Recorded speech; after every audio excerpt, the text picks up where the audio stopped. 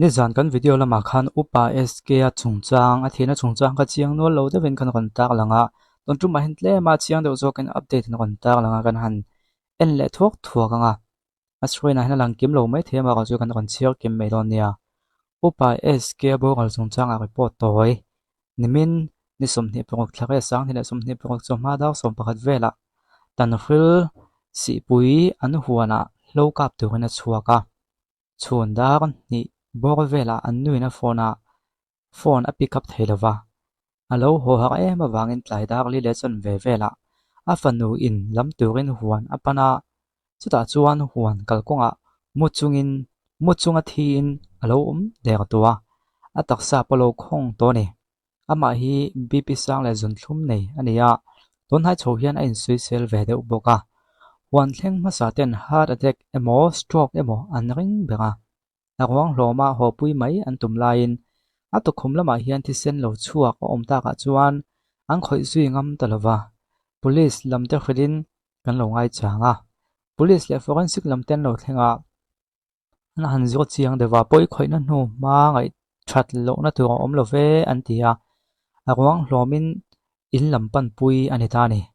voin dar som pakhat vela postmortem ani anga awang omna bula hian zong tra kung a oma chu thei cholin a zar buka tun ma poina lo thlak to thina don tu ma po hi na thlak nu ma a oma thinga tonga tlapal te po a ang khop mai amponi se he van doina lo thleng hi poi kan ti em em ani on tia ti khanin tle mangai tu na koi deuh thei thu eu mi ko da tu kan mani le tiang deuh chi kha a ani lem lowang accident le che sol pal ani anga ti ngai dang halo om thei ta chu wang chuan khami update kan ron tak lang lo ani helai hianin kasrin hi te khop maya MZP in Federal Council agenda to thlefim ti kan chiar lo nge mezo zurlai Paul General Headquarters Executive Meeting voin ni somni pe thlare ta nei chuan mezo hamdan the mezo meo chen inheritance property act sanghila somni pe Supreme Court hiala king do to mezo nu ni train namdang pasal nei ta chu MZP chun han dem tar zet tian tar langa MZP rawal sang bo to Federal Council agenda to a turan thlefim MZP tu chuan an tar lan danin meeting chuan tun hai Amazon namdan the Mizo American Inheritance of Property Act sang hila somni pe Supreme Court hiala king do to Mizo nu ni train namdang pasal nei ta chuan dem tak zet ti tar langin kum sang hila som panga tang khan MZP chuan namdang nu pi pasal nei lo tura in zio tirna alo mang to thina kum sang hila somni pathum MLA election dona po political party tin ten namdang pasal nei ticket pe lo tura nan lo ngen to ni tuna Supreme Court a king tu hi political party pakhatin MZP tengan na zalawin ticket an lo pek lui wangin aizor kha chung kong zo po MZP hin lo bo sei to ti tak langin MZP chuan hamdang pasal nei te tung changa hian MZP chu angai dan alangai ranga ti political party hong te po heng mi te hi eng in thlanna po the chuat lo tu kan ngen non le thon tak langani MZP ro kan la sang bo tu Federal Council voice of pakhat na ga si som thum pakhat sang ni la som ni pe tho tran ni an nei tu agenda thlet fim kha la ne chung te chu zolai ten roil ho man sula la omzian khre theinan MZP na sa zokin drugs awareness campaign bo se ho seti de mizoram ra bre dik tak hum halani theinan sokar an ma la ho seti de mizoram sokar en kol na college hong ten an ma mo ba san nei theinan sokar an ma la ho seti de kaladan multi modal transit transport project in kanram le namdan ho nei theinan zot chian am halak ni ho seti de mizo thulai le zolai ten care awareness campaign le nationalism campaign atam theyang begam je pm po se seti te the Mizo American Inheritance of Property Amendment Act sang hila sumni po khau taka kengkwa namdang thlaten scheduled tribes samvo wan chu velo nan malak ni seti te COETN need le all India competitive exam Mizo Solai 10 exam center jong chang ha sat nan to thuna wangin Mizoram CBT exam center ta belani theina turan malak seti te Mizoram loka mon khong ami tu po ILP an check an nei theinan MZP ma la se ti te tam hle maya som pakhat lai ne kan sio zo nge zo fa ta kan impum khat le zual theinan school zo lai bu ami zon ham khong khang ta chan chin te la ni theinan MZP ma la se ti te zo lai bu ami zo chong tik tak ma ni theinan tulangin ma la ne se ti te le to pe tan mizo hing huwa nam dang sum zon ti ko te na ta ka khem na tu dan so ka kan siam se a tulanga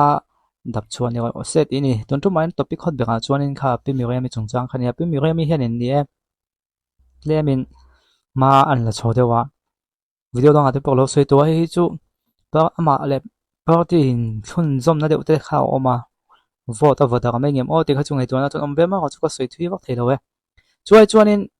hi han ngai to zok tiang smart meter chung chang hi puzai kam thangai hina au cho puina sa khop maya nimin lama khanin he dulo na ten lan tira atho sei hungun de wen longai thatiang he thil hi mizoram alang hong akon hong so ton me ka ma ko chu a hong tu hangin thing tlang lama chon hong vak lawan a kina chon hong view hona chuanin politics bolan mangle mai don ni na langa engpone sian thu sei hi kan longai thlapudanga longai thlaputiang ei smart meter hrim hrim hi dodal kan tum anilova tin kovel changkang zela smart meter te hi chu thildanga po smart enge digital thilvela wangin kan lahman atulanga smart meter te poi kan dodal hrim hrim anilo amaro chu smart meter kan man nuwa kan bil ron sang chak talu tu hi kan dulawa chu ni ta a sarkarin nimin lama se sona te po kan siam jam takin asoya complain thei antia helpline number te po andani amaro chu bil sang inan complain hi atlang puin adike tin an hotir le tlang puya chu an lo sil thin dana ni tlang puya complain khan om zia kha anei thui lutuk talovani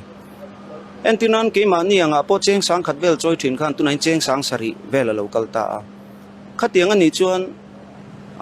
ke ni sarkar na thoklo tan pe chuan thil ahar sale zuala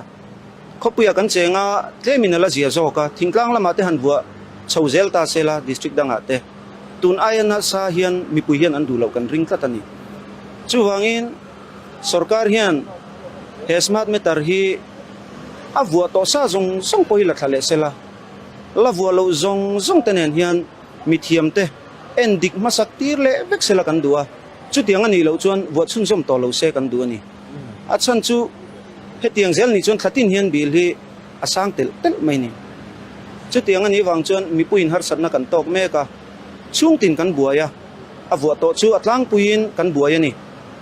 mania khan pol kan han siam china mi sang khat le tlemin vot an ron thla ka chu ta chuan zazela somkua point pariat velin kan bil sang antini chu tiang ani wang chuan department lam in saifiana meter thalo tam tak awma chu wang chuan smart meter hi chu vuang nge ngai tiang zong an ron ti hi kan pom che lova ke ni chuanin meter thalo an ti te chuan ron check sela athari min thak tir mai sela smart meter vuat chuan laman ron mangkha ke ni chuan adikpo kan lati chuang lawani tin mandatory ti in central sarkar tu chu kan ye ti in min han vual lui saka maro chu state dang point an du chuan an stay ya an hold theya west bengal ate pon hold ta goa ate pon hold ta tripura po tu na hinti to bekan ria enge kan sarkar ina theilo bi kang chu wang chuan kan sarkar hianin mi puite mangan hi hria sela lamang an le zel na turpo hi hria sela he thili min stay sakro se kan tin chu voina kan pun kom chan ber pakatan smart meter vo ani nuwa electric bill sang na salutuk hi sarkarin enfiaro se bil pundan diklo emo felhel deu emo mu chu awma chutiang ang bil pung diklo sarkarin adong ani chuan mi puin hena pekir le ro se tite apathumna complain omin rang takin PNE department in enfiar thin sela department le company avwa tu company in non kwal su se smart meter vo to sale la vo lo te po department in uluk takin endik vek sela endik ani ma chuan vo sun zom ni to su se